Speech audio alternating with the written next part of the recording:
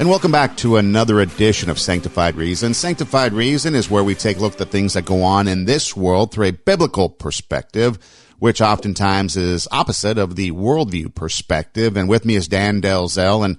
And Dan, one of the things that has come out recently, we've been talking about the Easter season, Holy Week, Palm Sunday, Resurrection Sunday. And so we've been focusing on that, but kind of lost in the mix with us anyways was a story that came out about a rap singer. I guess he's a rap singer, Lil Nas, officially Lil Nas X. And he recently released a new song called Montero, Call Me By Your Name, in parentheses. And the video basically is him, and the part that really kind of got the attention was Lil Nas goes to heaven, apparently doesn't like it there, doesn't make it there, slides down a perceived stripper pole into hell. Satan's there, and he gives Satan a lap dance, and then ultimately I think he kills Satan and then puts Satan's horns on his head, and I guess now he's Satan, I don't know. So that's the video and the song that came out from this guy. So to go along with that, there was a marketing company that decided that they wanted to put out a shoe with Lil Nas, and it was Satan shoes. And so basically it was a shoe that was a Nike shoe, and apparently Nike wasn't involved with this and went on to sue the brand company that was putting the shoe out, because it was a Nike official shoe. So Nike was kind of separating themselves from it, basically, is the point. But anyway, so there's a shoe, and it would have 666 on it. It would have a pentagram on it. There would be a drop of human blood in the sole. And interestingly, they would have the Bible verse Luke 10:18 written on it, which talks about Satan's fall from heaven, which I think maybe he's misinterpreting as thus the, stripper pole down from heaven to hell. But the point is that there was a lot of outrage in the Christian community about it, because it was, emphasizing and basically, flaunting the demonic. There was other people that said it's no big deal. Who cares? It's just a fad, or it's just something that he wants to do to get publicity. It's just a marketing tool, whatever. Or it's just a way for him to make money. Each shoe sold for over $1,000, and apparently there were 666 shoes. So math majors, you can get your abacus out and do the math. But the point that I'm bringing this up is because we had just gone through, the holy season, Lent, and then Palm Sunday, Easter Sunday. We've talked about Jesus dying on the cross, raising again from the tomb so that we can have salvation if we repent of our sins. But now, when we see things like this, okay, and then there's another story that we'll get to in a little bit about, and there's been many stories. We've talked about John MacArthur here in California with the lockdowns and churches being persecuted over lockdowns and violating supposed lockdown orders and stuff. But when it comes to these type of things, the reaction is always varied. Some people get really emotional about it, and they get really hot under the collar, let's say, and they want to react and lash out against some of these things, which I guess could be rightfully so. Others are taking a little more tepid approach, and they're like, no, don't worry about it. It's not a big deal. We just need to make sure that we keep our testimony, our witness, our focus on God. And so there's the gamut of responses, And as we move forward into this world, and as time goes by, I'm sure as a Christian and as a Christian community, a Bible-believing Christian community, there's going to be more and more things that we might have to protest, push back, rise up against. Otherwise, we get walked over. And we all know from this past year, the pandemic, that 2 weeks to flatten the curve, at least here in California, has now become over a year of all kinds of nonsense and civil liberties and religious liberties being taken away from us, job losses, money losses, things like that. And so getting back to the shoes then, you have a guy, an artist, comes out, has a satanic shoe, a demonic shoe that he's going to sell in conjunction with this video. How is it as Christians should we respond? Is there an appropriate response? Is there one size fit all type of response? Is it case by case, person by person? We all know Jesus overthrew the money changers, and so he was irate, and he came out, with anger and showed, strong emotion. But then there's also those that say, oh, Jesus, turn the other cheek and be the soft, meek type person. So a long intro, but how is it that we go about handling some of these things? And in this case, particularly something that's kind of like a demonic thing, like a shoe. I mean, is it really that innocent, or should we take it more serious? Yeah, I think that's a very relevant question, Son, because that is one of many examples that we run into from time to time that leave us just feeling just so grieved by what we see going on. I do think about, Ephesians chapter 5. Beginning in verse 8 there, Son, Paul writing to believers here, for you were once darkness, but now you are light in the Lord. And I'm going to pause there a second. So that example you gave is just an example of what happens when people are living in darkness. They gravitate toward other things that are dark. In this case, the devil and things that would pertain to Satan's domain. But then Paul writes, live as children of light, for the fruit of the light consists in all goodness, righteousness, and truth, and find out what pleases the Lord. Have nothing to do with the fruitless deeds of darkness, but rather expose them. So that's an interesting verse there. Expose them. But then I'm going to get to another verse here that is interesting. For it is shameful even to mention what the disobedient do in secret. So, but then he writes, but everything exposed by the light becomes visible, for it is light that makes everything visible. So on one hand, we're to have nothing to do with the fruitless deeds of darkness. But at the same time, we are to expose them. But then Paul says it's shameful even to mention what the disobedient do in secret. So I think we're treading on thin ice if we spend too much time, which we're not doing here. But if somebody were to obsess over the dark things, it would be like a person, Son, I suppose, obsessing over the devil. C.S. Lewis said there are two dangers when it comes to the devil. One's to act as though he doesn't exist and just ignore his existence and be unaware of the danger of the devil. The other is to just focus on him so much that you become consumed and you see a demon behind every bush. Well, as Christians, we're called to fix our eyes on Jesus.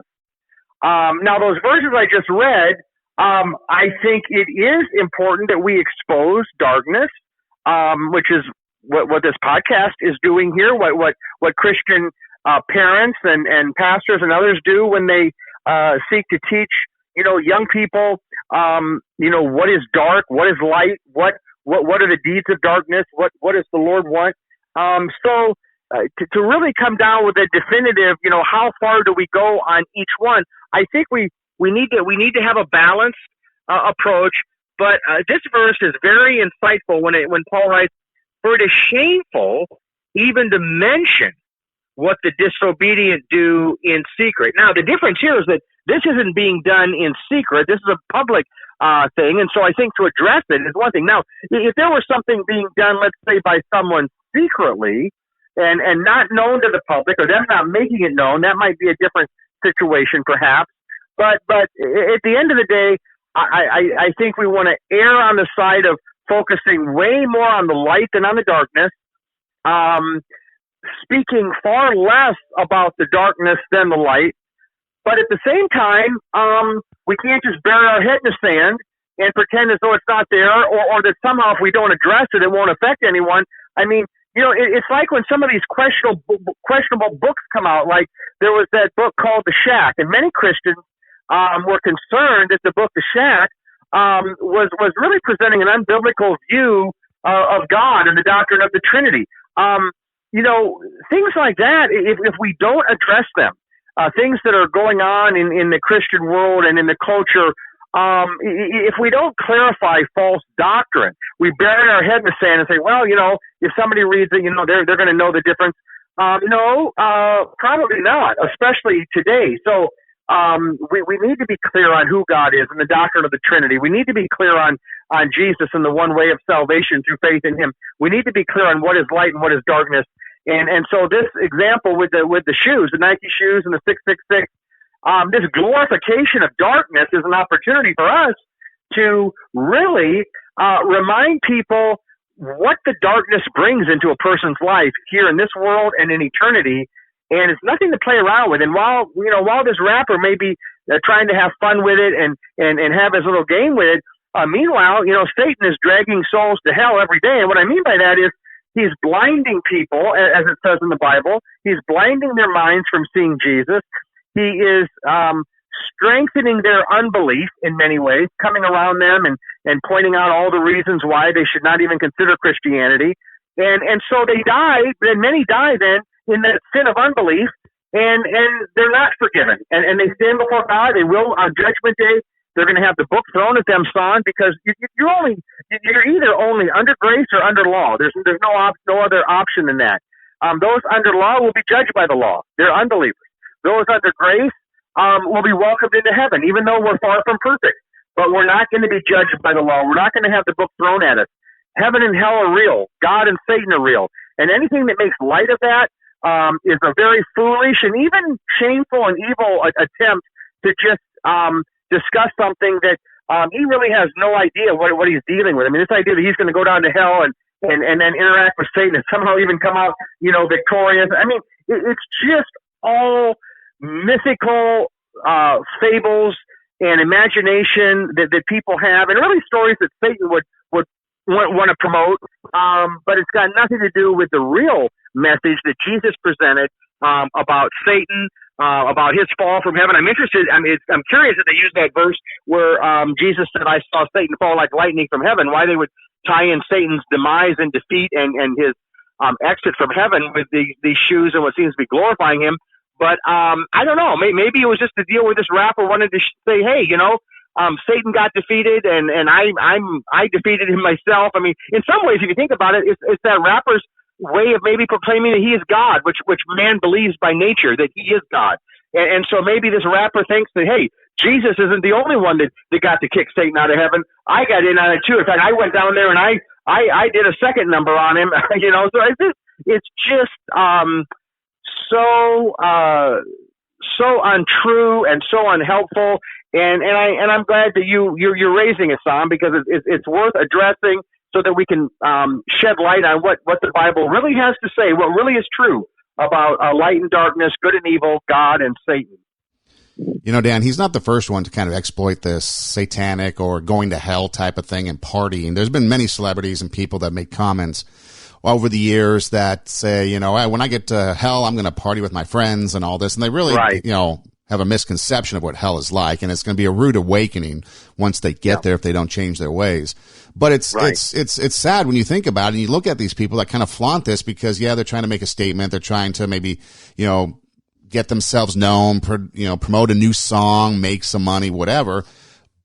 And they're trying to do it in such a way. I mean, I think about Marilyn Manson and all the things that he did, that artist, and people will buy into it. And that's the thing. It's the influence, that negative influence that will draw people to this type of thing, draw people to. How many times do you look at the influence of celebrities? So there's a celebrity out there and you just look on TV, any infomercial, and for the ladies out there, the makeup or the serum or the cream that's going to make you look younger. It's the fountain of youth and all this, selling of these goods that's supposed to help you, and people will go out there and utilize it because the celebrity said to, and because this person promotes it and all this stuff. And when it gets to, the innocence of maybe a beauty product that will help you look younger and healthier, and then you get to more of the sinister of people talking about, I'm going to party in hell, I'm going to go down and give Satan a lap dance, and other videos out there and other music lyrics out there that influence people. And we as society, we as human nature, we as creations of God, we are searching for something.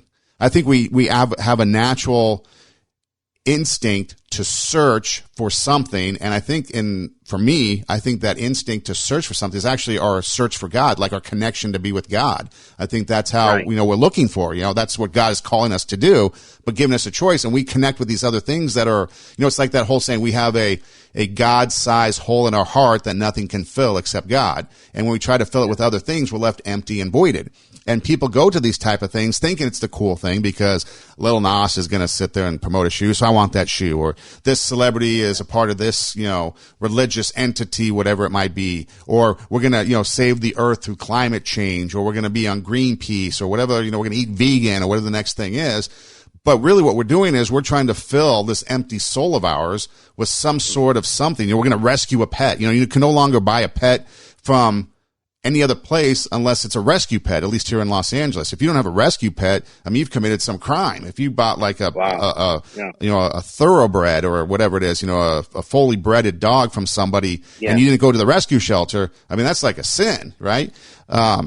Because everybody has a rescue pet, and that's fine. But when you're selling yourself to that, and that's what you're trying to fill your void with, and that's where the influence and being kind of pulled down that path, and especially something as dangerous and sinister as something of the demonic, it's very dangerous, and these people don't really understand it and that's what's sad about it. They don't understand exactly what they're doing and the influence that they're having, and that once you get there, you're going to party down in hell. We're going to be with friends. We're going to hang out, all this stuff. The reality is not that. It's really bleak, and people that talk about that and kind of praise it and look forward to it, it's really sad because it's a rude awakening that's coming up. Well, it really is, son. I think about in Romans where Paul writes that, they exchanged the truth of God for a lie, and they began to worship and serve created things rather than the Creator Himself. And that ties in with then Ephesians 4, which is just a chapter before the verses I read in chapter 5, that Paul writes here in verse 17 and following, "So I tell you this and insist on it in the Lord that you must no longer live as the Gentiles do in the futility of their thinking. They are darkened in their understanding and separated from the life of God because of the ignorance that is in them due to the hardening of their hearts. Having lost all sensitivity, they've given themselves over to sensuality so as to indulge in every kind of impurity with a continual lust for more." Well, this is what spiritual darkness does to man. This is what spiritual darkness does to any one of us, apart from Christ. He's our only lifeline. He's our only hope of salvation, our only hope of light in our soul, our only hope of having understanding. And because, like Paul says, the folks who are living in darkness are separated from the life of God, and they've hardened their hearts. And because of that, then they've lost all sensitivity. So we should really just about never be surprised, I suppose, at what we hear goes on in darkness, because there's no limit to how low a person can go, because at the end of the line there with darkness, the ultimate example of that is Satan himself. And people who are walking in darkness are really following that religion. It was interesting. One time Jesus was talking to some Jews, and he said, they were claiming that Abraham is their father and everything. And Jesus said, "Hey, wait a minute. Abraham's not your father. You want to do the things your father does. Your father is the devil." And so imagine, people in Jesus' day who had what they felt was like an airtight religious pedigree. You can't touch me, but in reality, because they were rejecting the Messiah, because they were looking to their own self-righteous acts as being their ticket to God, Jesus said to them, "You want to do what your father does, the devil." And Jesus said, "He's been lying from the beginning. He's the father of lies." But that's where any of us would be, son, without the Lord. We would be under that dark spell of Satan, and there's no bigger sin than the sin of unbelief, because the sin of unbelief keeps a person separated from a life with God. The sin of unbelief is the worst sin. We talk about sin sometimes, say, there's no bigger sins than others, and we can make a case for that, certainly, although we would want to add that, some sins have greater consequences than others, but sin is sin to a large extent. But I don't know that we can say that when we're dealing with the biggest sin, because the one sin that keeps a person separated from God is unbelief. And so Jesus said, "Repent and believe the good news." And this is where anyone who has exchanged the truth of God for a lie and has been following the deeds of darkness and the way of darkness, it's necessary to repent, to trust Christ. He will forgive. He loves to forgive. God wants all men to be saved and to come to a knowledge of the truth. But sadly, many just seem unwilling, uninterested in coming out from that realm of darkness. And like you say, some even joke about going to hell as though, well, maybe the beer will be warm, but at least I'll be with my friends. Well, I mean, it's a million times different than what you're expecting. And it's really tragic. And Jesus died on the cross so that listeners today, son, could reach out to him and be forgiven. If only, my friend, if you'll do that today, Christ will come and he'll live with you. He'll live in you. The Holy Spirit will come inside of you, and you'll start to be led by the Holy Spirit. But it begins at conversion, when you're saved, redeemed, born again, justified, and forgiven on the front end of a relationship with God as you repent and believe the good news. Why not do that today? Because otherwise, Satan's got you hoodwinked, and it won't be good until you come to Christ. You know, Dan, I can't help but think, these celebrities talk about that. I just want to tell them, okay, you just had a huge drug addiction and your life was destroyed by drugs.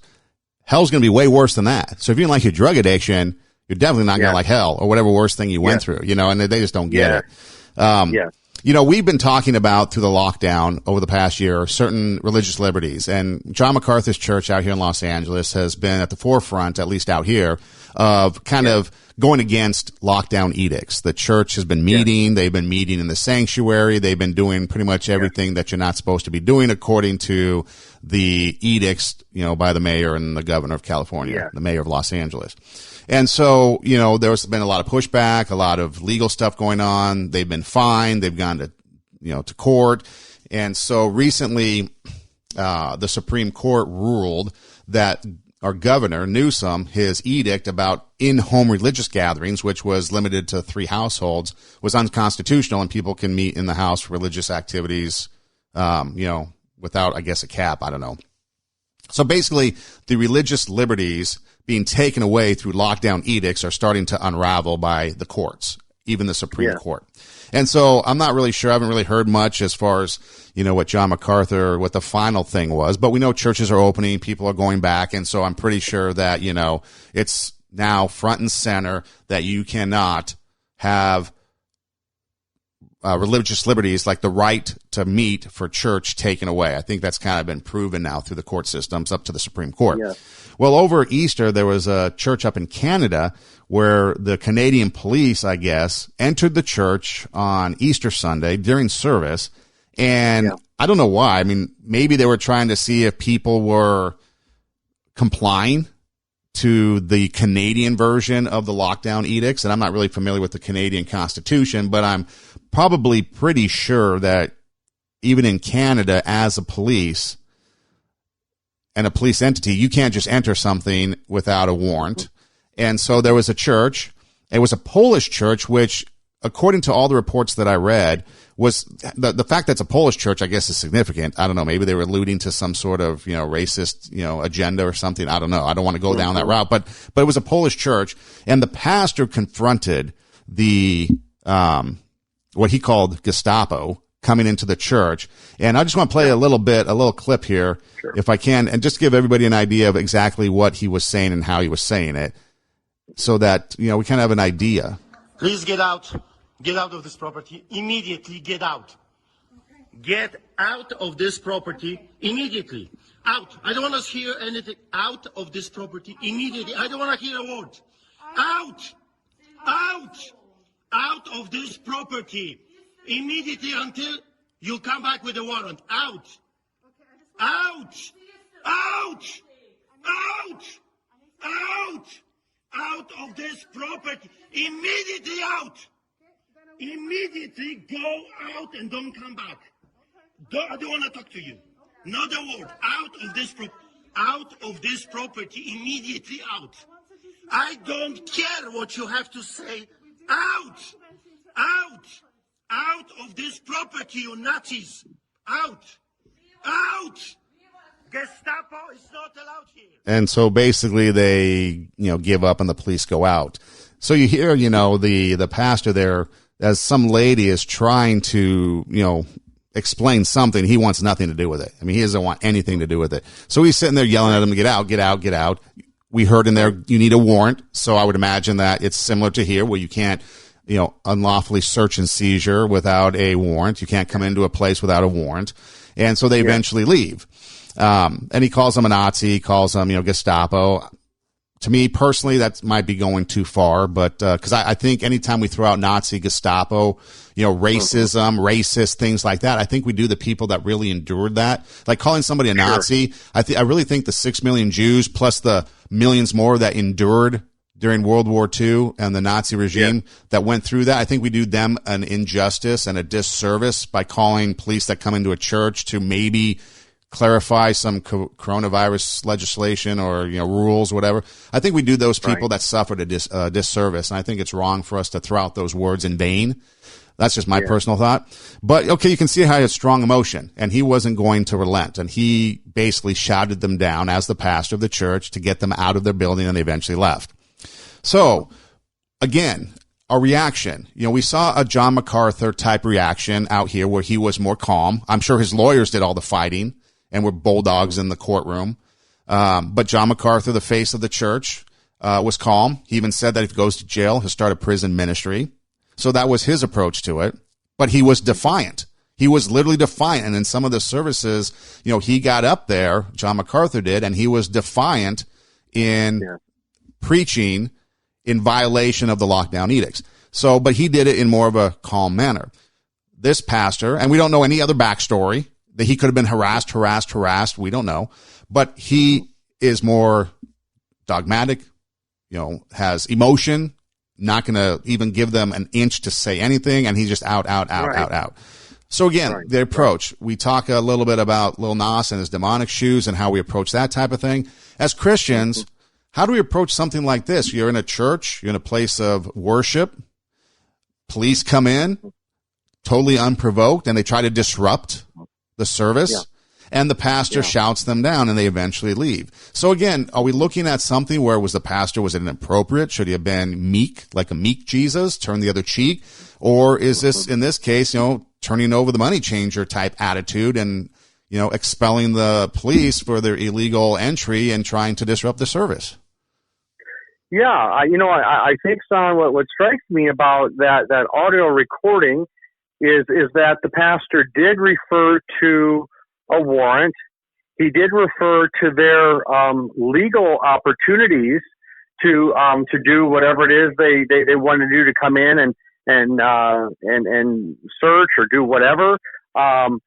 It doesn't appear that they had the legal right to do a whole lot of anything, because otherwise, I'm guessing they would have either arrested the pastor, or they would not have left. But because they did leave, indicates, it seems to me, that they would have gone against the law to remain.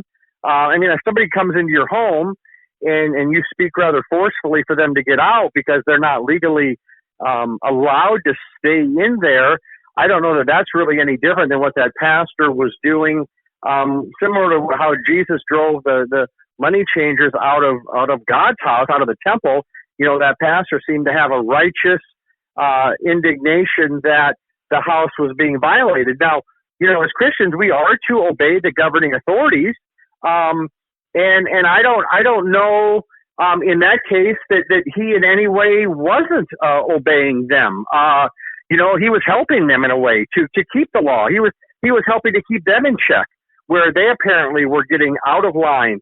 Now, again, if it had been illegal, maybe for them together, if the law had been so strict, then it would have been a matter of the pastor still having to decide, what does God want me to do?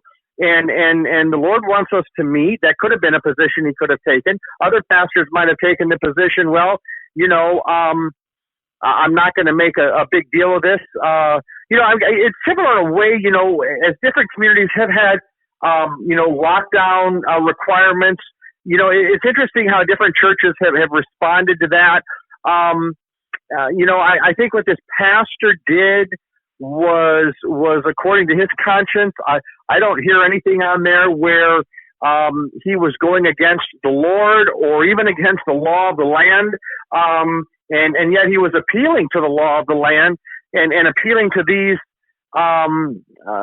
law officials to follow your laws, bring a warrant, and so forth. Now, somebody might argue about whether they felt he got too emotional or this or that.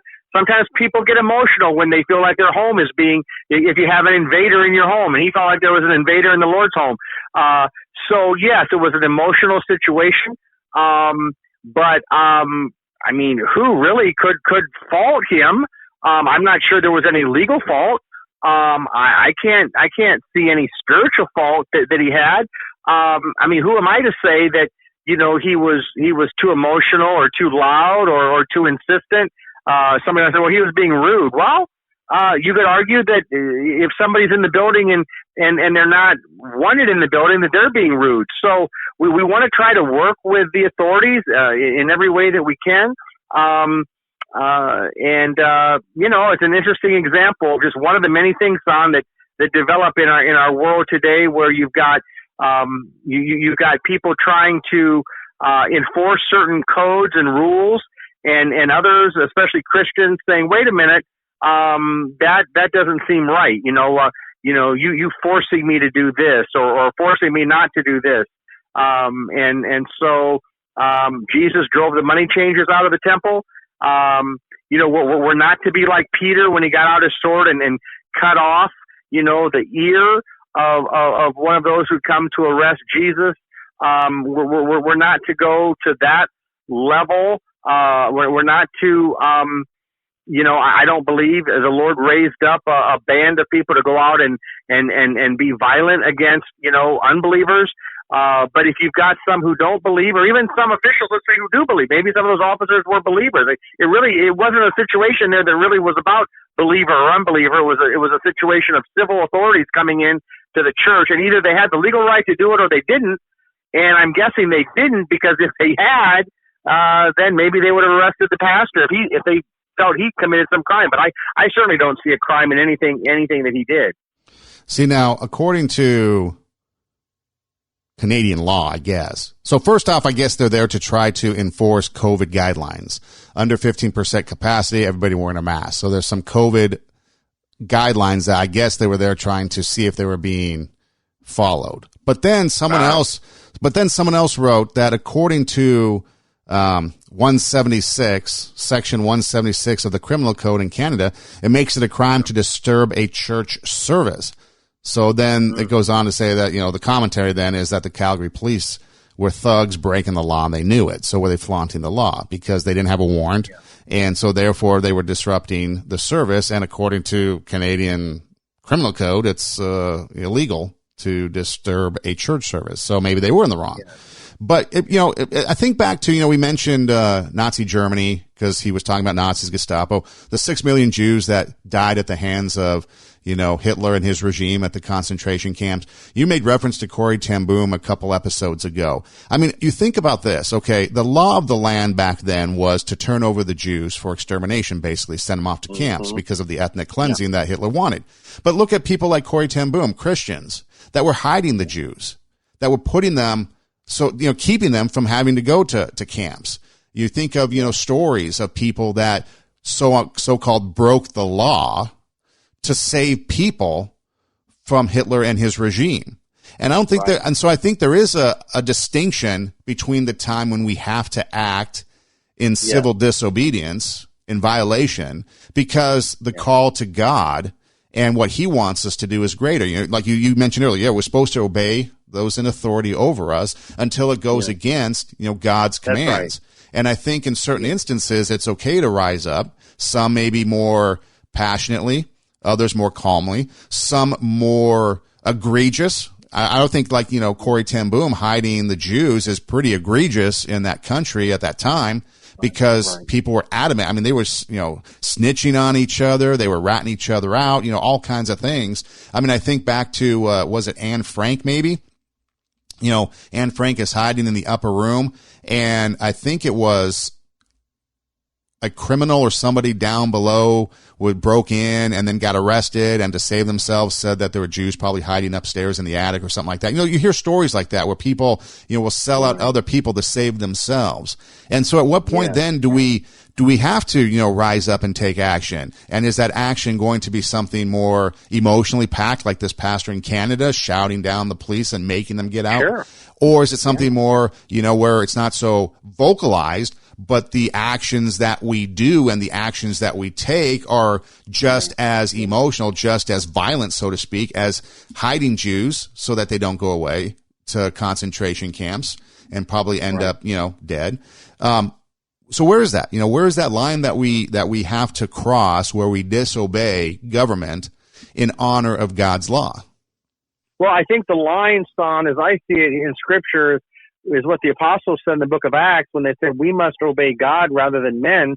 And so whether it be a Corrie ten Boom or a Lutheran pastor, Dietrich Bonhoeffer in Germany, helping Jews to escape the Nazis and be saved, we have to always obey God first and foremost. And if man through his actions, his laws, is going against that and really going against the will of God, then we need to be willing to stand for righteousness. And I think that pastor there in Canada was attempting to do that. And I think many Christians have through a variety of ways, sought to stand for righteousness. That's what we're called to do. I mean, our King is on a much higher authority than any authority here on earth. I mean, he is the ultimate authority. We are serving him, and we are to be as best we can. I believe, good citizens and helpful and cooperative and accommodating, whenever possible. I mean, the Bible does say, "Let us therefore make every effort to do what leads to peace and to mutual edification." Now, that's especially dealing with Christian relationships among Christians. But I also think, it has application, in the world as well. I mean, the Bible says we should lead peaceful and quiet lives. So again, that doesn't mean that there's never a time to act in a way that it maybe isn't as peaceful, as we live most of the time. But we need to be led by the Spirit. I mean, was Jesus peaceful when he overturned the tables of the money changers in the temple? I mean, sometimes it's not going to appear very peaceful when we proclaim the gospel and maybe people's feathers get ruffled. But, I like the saying, Son, that I heard years ago. It's one thing if the gospel offends someone. It's another thing if you do. And I think there are ways that we can guard against being unnecessarily offensive. If our manner is offensive, and somehow if we're wearing that as a badge of honor, well, I offended them, so I must be doing it right. Well, was it the message that offended them, or was it your manner, your forceful manner? I mean, sometimes I think it's our manner. And frankly, as a pastor, I'd have to really think about, how would I respond if I was in the shoes of that, Canadian pastor, and how would other pastors respond? I think you'd have a whole range of response. I mean, I think there might be some pastors who would look at it as an opportunity. Hey, come on in. I'd like to share the gospel with you. I mean, so rather than being confrontational, looking at it as like, hey, I think the Lord brought you here through this set of circumstances. You're just doing your job. You're just coming in to see if we're following the rules. Come on in, have a seat. Why don't you observe and share the gospel with them? You know what I'm saying? So I think there are ways that we can work to not be confrontational. Now, on the other hand, it's a much different situation, with like Corrie ten Boom and Dietrich Bonhoeffer. I mean, when you've got that level of evil going on, drastic measures sometimes are called for if you're going to take a stand for righteousness. And so I guess it just depends on the situation. You pray about it, say, Lord, give me guidance. And again, I don't want to suggest that Canadian pastor was doing it right or wrong. I mean, I'm going to assume that he was doing what he felt he needed to do. And one thing I know, Son, is Christians, and I'm talking about, people who love the Lord, believe in the Lord, follow the Lord, serve the Lord. You find a whole range of responses from Christians on a whole range of issues today. I mean, Christians respond to the evil of abortion differently, one Christian to the other. Christians respond to evil on, coming from Hollywood. They respond differently in terms of, just how they seek to address it, if at all. I mean, most Christians are very busy living their lives and working and trying to serve their family and so forth. There are really only so many I suppose, extra projects that maybe a Christian can take on. But we all need to be open to letting God use us in our own sphere of influence and to be a light in the darkness. I mean, that's what Jesus was. He's the ultimate light in the darkness. And as long as we do that, we'll probably never be known like a Corrie ten Boom or a Dietrich Bonhoeffer, and that's just fine. We can say with John, he must become greater, I must become less, and that should always be our goal. But if in the course of our duty, we're called to do something a little bit different or maybe a little bit more assertive or whatever, then so be it. But we need to pray and be led by the Lord and not be looking, I don't think, to pick a fight. I certainly don't think that pastor in Canada was doing that, but looking for how we can promote peace, but certainly how we can do so without compromising our convictions and while trying to stand for righteousness. I think that's always the calling of a Christian. So then how do we react towards fellow believers? Okay, we've been talking about basically our reaction toward, I don't want to say an unbelieving world, but a worldview, a world that puts, emphasis like Lil Nas on these demonic shoes or Satan shoes, as he called them. And how do we react towards something like that? How do we react toward a government that might be infringing upon religious liberties? But then what about this? Okay, real quick, just for the backstory, I was a part of a church. I was the president of a congregation, and we had a school attached to our church. And in the Lutheran church, the school is actually like a missionary or a mission field for the students. And so even though it's somewhat independent, there's still kind of some oversight from the church because it's a part of the church and they accept the church or the school as a part of the church congregation. And so anyways, so as the economy a few years ago, probably about 10, 11 years ago, was starting to go down, 2008, 2009, a lot of people could no longer afford to pay for schooling. So the enrollment in the private school was starting to dwindle significantly, probably 40%. And so people going to public schools where it's free. Well, the loss of revenue started to lead to financial trouble for the school.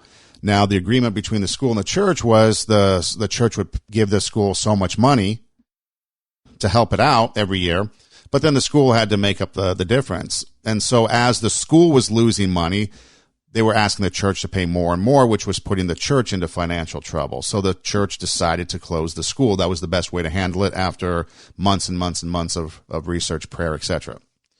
So that led to all kinds of issues, from people in the church, from people in the school, protests, etc. So one Sunday during service, some of the teachers walk in and basically storm the church and disrupt the service, much like the police did in Calgary, and they were hostile towards the church because the church ultimately decided to close the school. And so I was the president, so obviously I was targeted as one of the people that was the evil one for closing the school, and the pastor was the other one. So one of the teachers is approaching the pulpit while another guy who was the son of another teacher is approaching me. And I'm thinking to myself, okay, I've never been a violent person. I've never thrown a punch, never been in a fight. I know this guy's history. He has a history that's erratic because I've known his story. I know his story. I know who he is. I'm thinking to myself, is this something that if it comes down to it, are we going to have to go to blows? I'm going to make sure I take him down. I've already resolved that in my mind, because I wasn't going to be beaten down or, I was going to defend myself, basically is what it came to. Now, fortunately, the pastor, he was frenzied, I could tell, because it took us by surprise.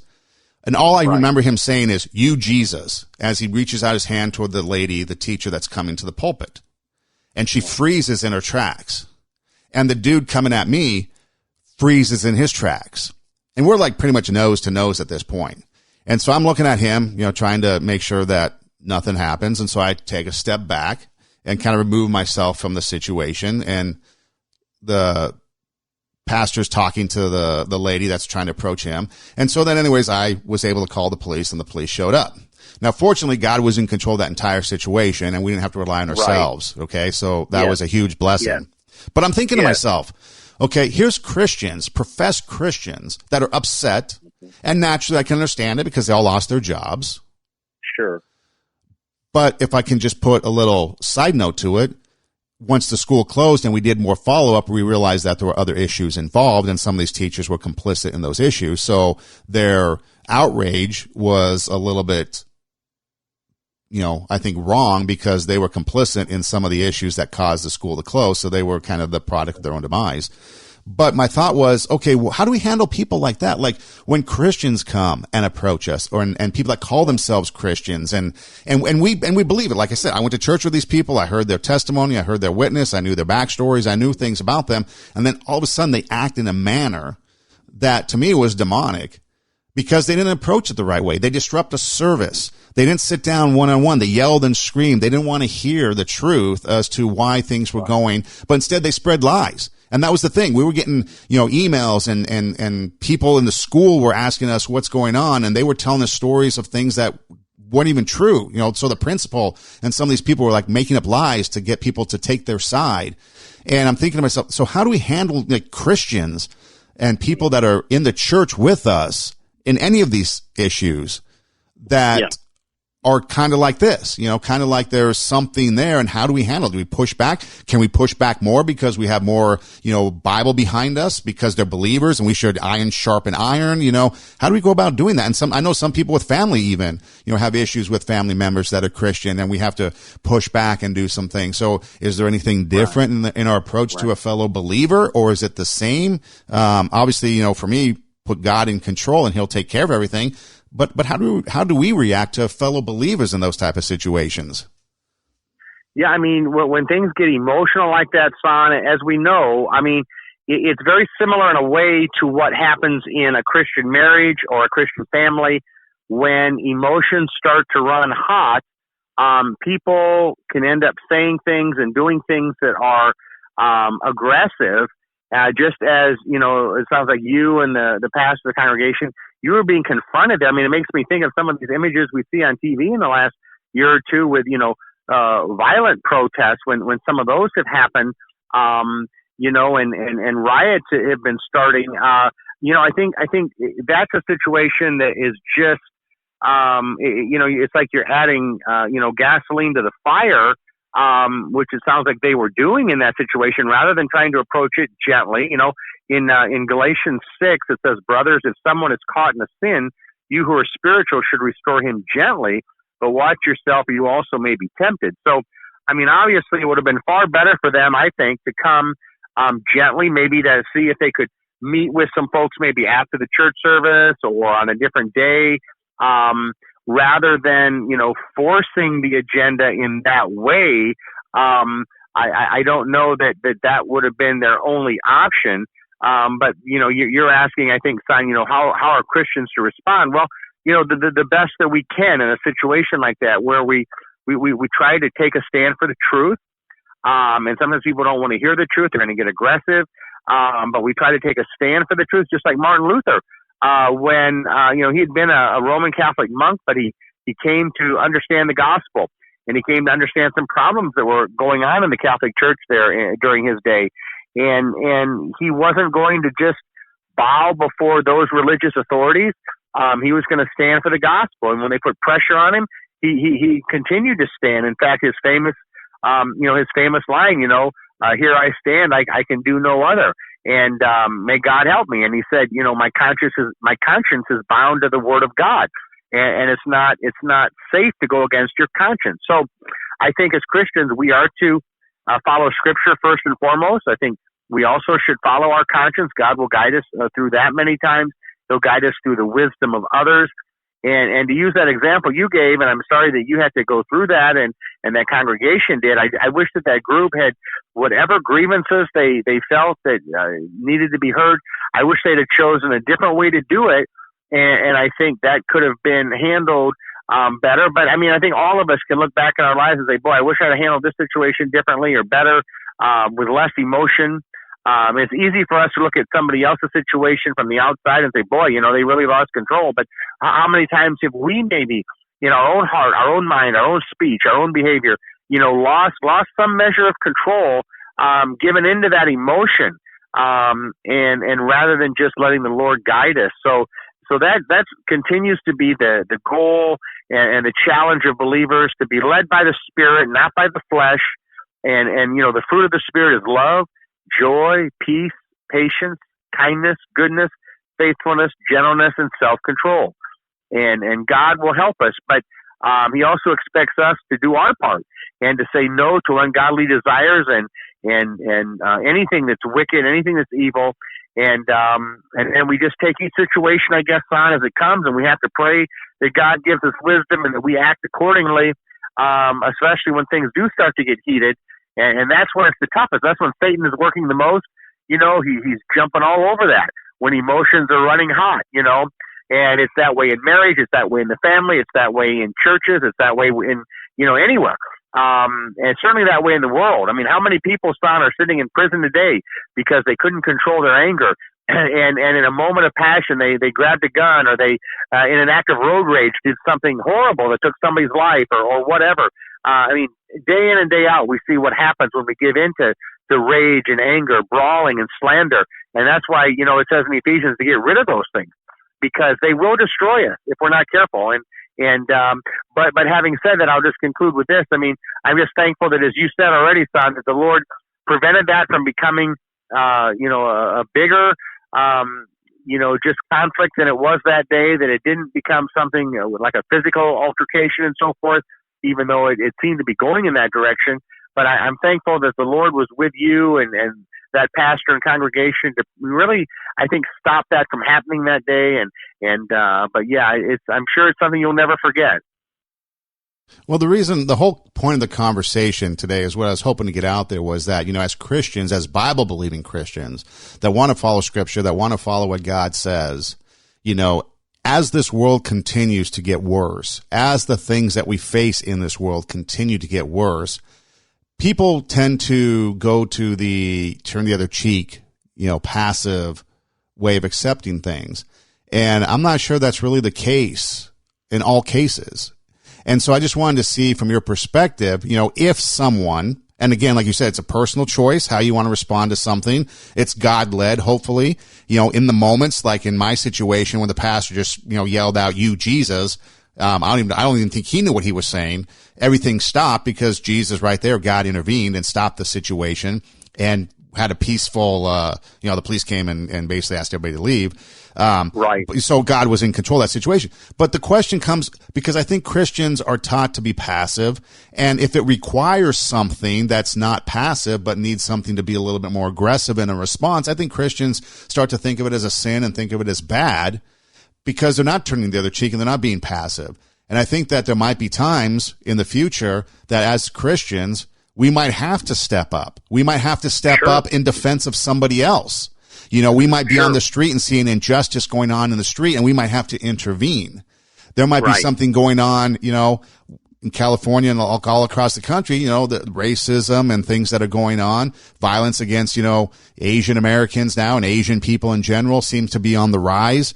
There might be a time where we have to not be passive and be aggressive in our response, because that's the right thing to do. And I think Christians need to know that. You know, again, I'm not advocating violence. I'm not advocating anything, but I'm just saying that it might be okay that God's not going to condemn us if we truly believe that our response to something is a little bit more firm or aggressive than that passive turn the other cheek thing that we're often taught. And I think that people need to understand that and realize that it is okay. It is okay to, as a Christian, to fight back, whatever that fight might be. Whether it be in the world of abortion, whether it be in the world of transgender ideology, whether it be, you know, in the world of sex trafficking, whether it be in the world of drugs, you know, somebody that is, that you're trying to help break drug abuse, you know, whatever it might be, that God has called us to be in that situation for a reason, and he'll give us the power and he'll give us the ability and the tools and everything we need, but we need to be okay with that and not feel guilty if we're right to act in a certain manner that might be opposite of possibly what we were taught. Well, and I'll tell you, Son, I think history shows that there have been many times when Christians have had to take a very bold stand, and that's going to look differently from one situation to the other. But you raised just a great example. I mean, if an injustice is being carried out and we have an opportunity to intervene, I mean, a lot of times these things, they develop suddenly, you know, and like you say, Son, even like that example you gave with you there in the church, I mean, you know, you had no idea they were going to come storming in, but you and the pastor there were seeking to be led by the Lord, to stand for the truth, and the Lord prevented it from escalating to something, physical. But I mean, it easily could have. And there are situations where, we see today, we've seen situations where maybe there have been Christians meeting somewhere and they've been interrupted and attacked and so forth. We live in a very volatile time, and, we pray for God to guide us in each situation. We attempt to do what leads to peace, but, sometimes that means, being very strong and at times very assertive and getting involved in a situation, for the sake of truth. And that won't look the same for every person. Everybody won't have the same approach. But the key is that we're led by the Spirit. I mean, Jesus was always led by the Holy Spirit. What he did in the temple there and driving out the money changers was exactly what needed to be done. Jesus never sinned. He never, was led by the flesh because he didn't have a sinful nature. He never gave into temptation. So that's our challenge. I mean, how do we take a stand without without going over to the side of the flesh? And I think sometimes what happens, Tucson, is when we're engaged in something that is of a very high spiritual nature and content and quality, that's when we come under special attacks from the enemy. It's been said that during revivals, when God's Spirit is moving so powerfully, that one thing that can really halt a revival is when people start to get into extremism and fanaticism, and they start to let emotion get in the way of the genuine work of God that is going on. And I think many times that's our challenge as well. I mean, I think Martin Luther said in his life that sometimes until he got mad about something, had some righteous anger, maybe about something the Catholic Church was doing or the devil was doing, he couldn't maybe in a given day get himself motivated. Although I don't know, that many of us can say that like Luther, he spent the first 3 hours of his day in prayer because he said he couldn't get everything done if he hadn't. I mean, there aren't very many Luthers. You can count them on one hand probably. But I guess my point is that we have to be, we're going to come under special attack in certain situations, and we have to be careful that we don't start to veer off let's call it the road of the Spirit into the road of just pure emotion, because I think that's where many of us get burned is that our emotions get inflamed and we go a while with the Spirit, but then we start to go off that path, and now it's more the flesh that's taken over. I think some people, because of that, they shun all emotion, and then that can be a problem because God made us with emotions, and so we have to seek to find that healthy balance where emotion isn't getting in the way of what God's doing or wants to do through us, but at the same time, we're not just afraid of it. I mean, I think there's some Christians that are so afraid of emotion. I mean, maybe they see somebody get a little more emotional in their worship experience, and that freaks them out because that's just not who they are. But on the other hand, you can see things go to an extreme where some people they're given over to emotionalism, and it's not really worshiping God as much as it is just they're just consumed by emotion. And there's a great saying: emotion is not devotion. So we just seek to do the best we can with what the Lord gives us and how He guides us. But I think you're right on target when you say that. I mean, we may have to get involved in a way that we never thought of before, but for the sake of truth, justice, righteousness, and we hear that word justice a lot today. But if you really want to understand justice, we need to go to Scripture, and it has a lot to say. What does the Lord require of you? Micah 6:8. It tells us, that we're to walk humbly and to seek justice and to walk humbly with the Lord, to love mercy rather and seek justice and walk humbly with the Lord. So we need to be merciful. We need to be people of justice, and we need to walk humbly. And I would add to that, we need to walk under self-control. And we're not under self-control if our emotions are leading. I'm not saying we can't be emotional, but if our emotions get out in front of the Spirit, then I think we start to get in trouble. And that's where maybe our anger or our natural responses kind of block what the Spirit's doing, just like in a revival when people are given to emotionalism. So knowing ourselves, knowing our weaknesses, knowing things that just get us really stirred up, and then seeking to kind of almost harness that for the Lord and not get pulled out of the Spirit by our own fleshly desires, if that makes sense. Yeah, Dan, I think you nailed it on the head there. Self-controlled boldness might be the term that I'm looking for, because it does. It requires us to be self-controlled, boldness led by Scripture and prayer, and I think that will be okay. And I think people can feel confident and comfortable in the fact that they are being bold in a self-controlled manner, following Scripture and in prayer. And I think that's going to be necessary as we move forward, because the way things are in this world and the way they're going, it seems like we're going to need some more boldness as Christians, because there's a lot of things out there that we need to probably be bold against.